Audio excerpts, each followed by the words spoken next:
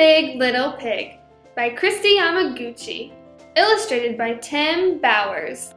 Poppy was a pig, a pot-bellied, waddling, toddling pig. She was a pig with dreams, and she was a pig who dreamed big. She wanted to be a star. Poppy had always dreamed of being a posh prima ballerina. She tried out for Swan Lake, a famous ballet. But Poppy was not graceful. In fact, she was quite clumsy. "Follow your dreams," said Poppy's mother, who loved her no matter what. "You go, girl!" said Poppy's grandparents, who were her biggest fans. "Dream big, pig!" said Poppy's best friend Emma, who was always there for her. "Dancing is just not for you," said the people in charge of the ballet. "Try something else." So Poppy tried out for Singing Stars, a popular chorus competition. She had always dreamed of being a soulful singer. But Poppy sang off-key, and to be honest, she couldn't really carry a tune. "Follow your dreams," said Poppy's mother. "You go, girl!" said Poppy's grandparents. "Dream big, pig!" said Emma. "Singing is just not for you," said the people in charge of the competition. "Try something else." So Poppy tried out for Supermodel Search. She had always dreamed of being a big-time, splashy supermodel. But Poppy was not very glitzy or glittery, and she even tripped on her own fancy gown. "Follow your dreams," said Poppy's mother. "You go, girl!" said Poppy's grandparents. "Dream big, pig!" said Emma. "Modeling is just not for you," said the people in charge of the search. "Try something else." But Poppy didn't know what else to try. And as she wandered through New Pork City, she began to wonder if her dreams would really come true. Poppy was about to give up when she heard her mother say, "Just follow your heart. Remember, we love you no matter what." And her grandparents cheer, "We're your biggest fans!" And her best friend Emma squeal, "We're here for you!" Poppy smiled. She knew just what to do. When Poppy thought about all the things she truly loved, her friends and family were at the top of the list. So the next day, Poppy invited Emma for a pig's day out in the park. While giggling and strolling along, they spotted an ice rink. Poppy and Emma watched the skaters skimming and spinning, swooping and swizzling on the ice. Poppy realized it was the most beautiful sight she had ever seen. Her heart danced with joy. Emma saw a twinkle in Poppy's eye and high-fived her friend. "Dream big, pig!" she cheered.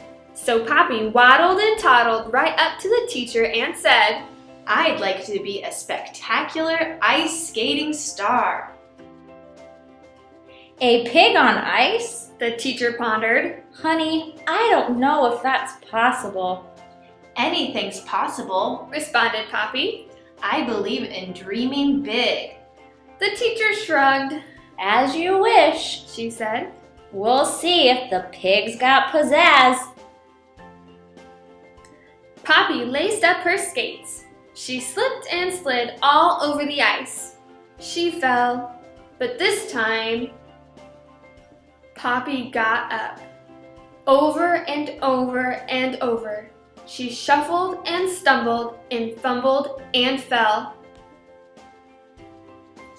But by the time the rink closed for the night, Poppy was skating more than she was falling, and it felt like magic.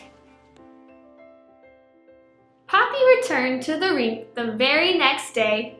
Her cheeks were pink with winter wind and excitement.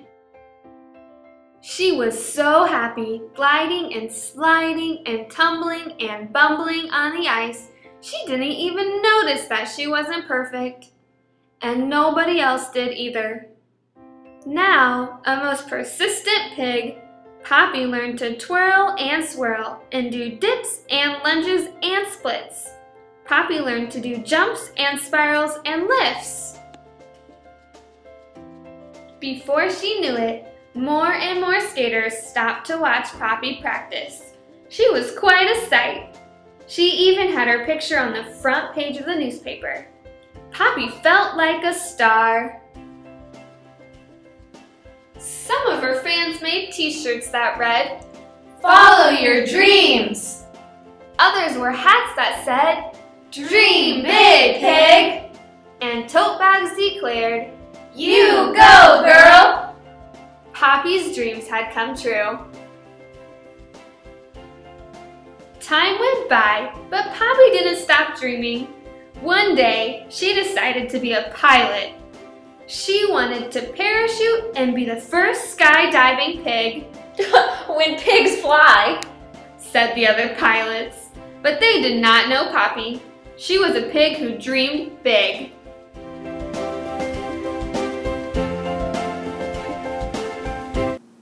If you like the book Dream Big, Little Pig, then you'll definitely like this story, Amazing Grace, by Mary Hoffman and Caroline Bench. It's about a little girl named Grace. Grace loves to play pretend and go on adventures. She likes to be pirates and spiders, and she loves to dance. When she found out that her class was putting on a play, she wanted to be the lead role, Peter Pan. Her fellow classmates told her that she couldn't do it. They said she was a girl and that she was black, and that meant she couldn't be Peter Pan because she didn't look like him. She was really discouraged. That day when she went home, she told her mom and grandma all about it, and they told her she could do anything that she put her mind to. So, she decided to practice. She practiced for days, so when it came time for the audition, she could do her best. At that audition, she blew her class away, and they voted for her to be Peter Pan. And it's a good thing they did, because she was the best Peter Pan that they had ever seen. So be like Grace and follow your dreams. You can go check it out.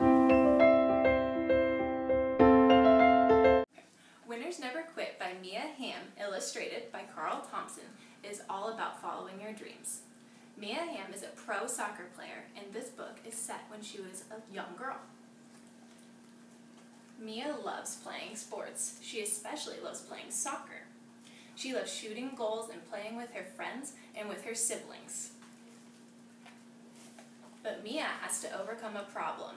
She hates losing, and when she's about to lose on her team, she quits the game. Her siblings and her friends get very frustrated with her and don't want her to come back if she's going to continue quitting. Mia has to understand that because she's a winner, she should not quit. If she wants to follow her dream to become an awesome soccer player, she has to remember to win gracefully and lose gracefully. Pop, The Invention of Bubblegum by Megan McCarthy is a super sweet and fun book about one man's hard work and determination to create a yummy treat for all ages. In this story, an accountant named Walter Deemer works to crunch numbers for a candy factory owned by the Flair family. Walter spent many hours watching what went on in the factory, and after not too long, Walter was not only watching, he was doing it too. He had hoped to create the very first bubble-blowing gum. After Walter's boss had given up, Walter simply could not. Trying different mixtures, adding an ingredient here and an ingredient there, Walter wouldn't give up until he made the perfect piece of bubblegum. When he finally created the perfect batch, he added a hint of pink coloring to finish off his creation. Walter did it. His bubblegum sold out at a local store that afternoon. Thanks to Walter and his hard work and determination to follow his dreams, bubblegum is still a favorite today.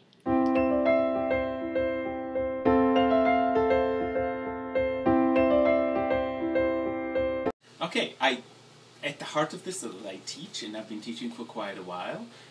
Right now, most of my teaching is in teacher education. I'm a teacher. I am a real estate agent. I am an elementary teacher. I teach reading recovery and Title I reading for 3rd, 4th, and 5th grade. I'm an architect. I've actually done it before I knew this was what I wanted to do.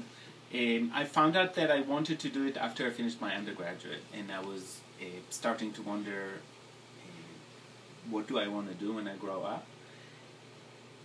And then it occurred to me that I've actually been teaching for quite a while, and this is what I love doing. And even when I'm not doing it, I'm trying to do it. Well, at first I thought I wanted to go into fashion merchandising.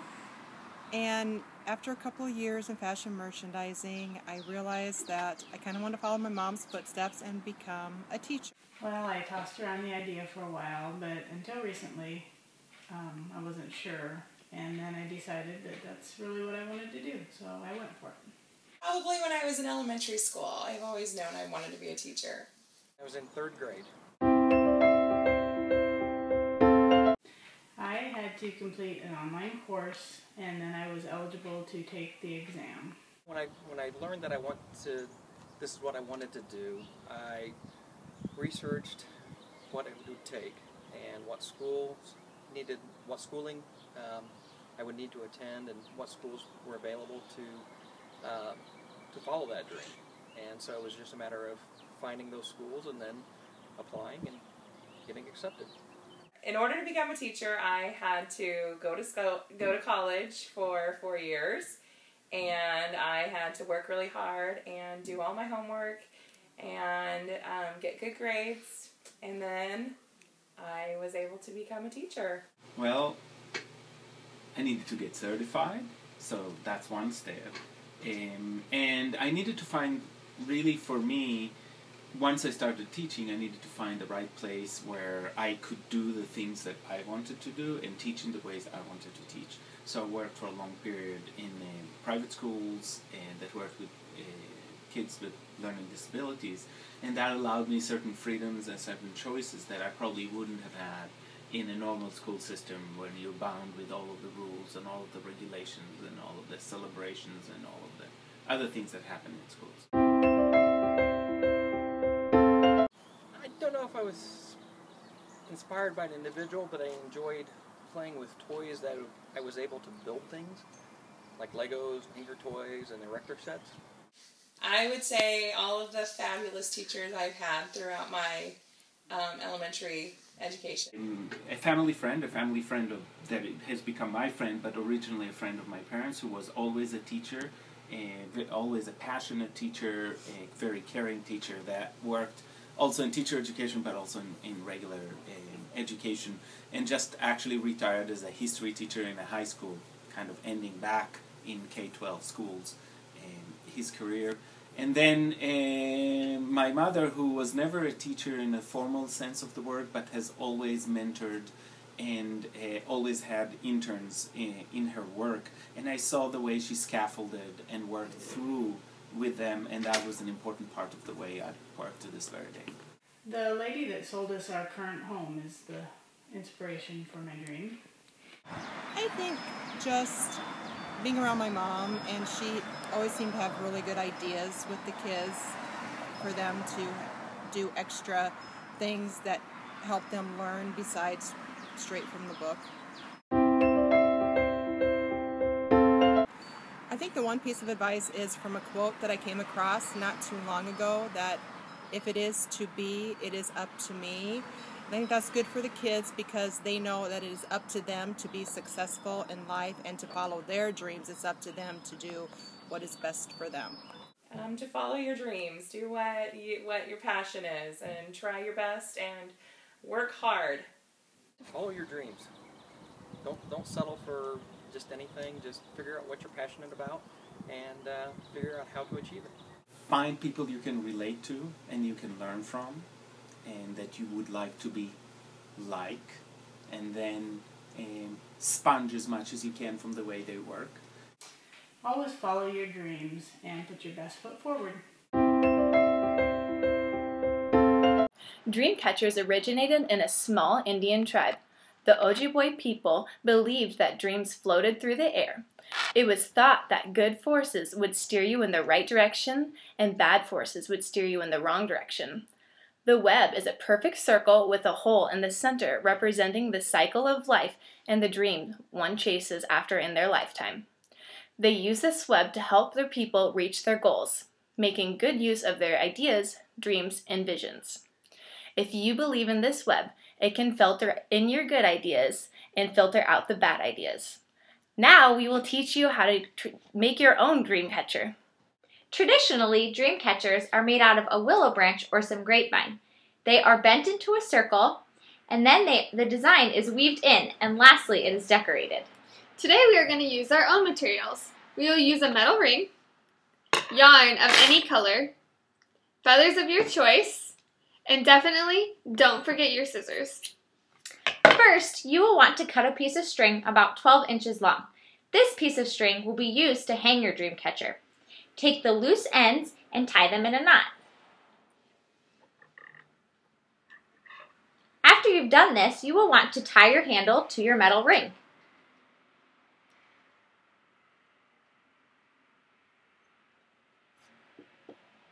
For this next step, you may want a partner's help if you choose. We are going to take a long piece of string. It can be as long as you want, depending on how thick you want your web to be. But I'm going to use a piece about 4 feet long. Now, you'll need to take your piece of string and tie it to the metal ring.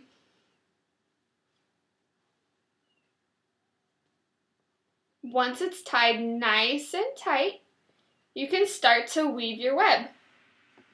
And when you do this, remember to hold the string very tightly, or else it might slip like that. If you choose to have a partner, your partner can help you hold the ring or hold the string as you wrap it tightly around the metal ring.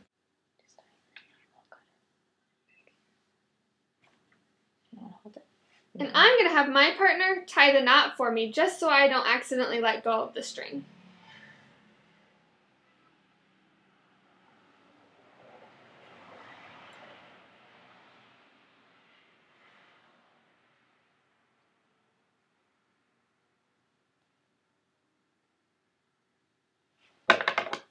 Cut any loose string. Now you can cut another piece of string about 2 feet long. Be sure to put the string through the hoop so that, will you hold that please? Thank you. So that you have an equal length on each side of your hoop. And then tie a knot.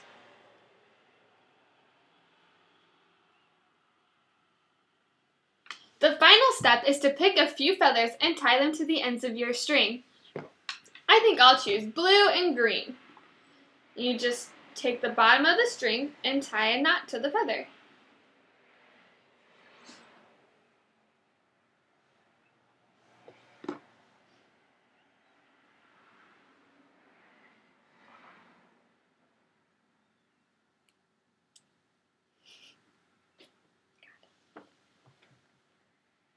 Now your dream catcher is complete. Dream catchers hold the destiny of the future. What does your future hold?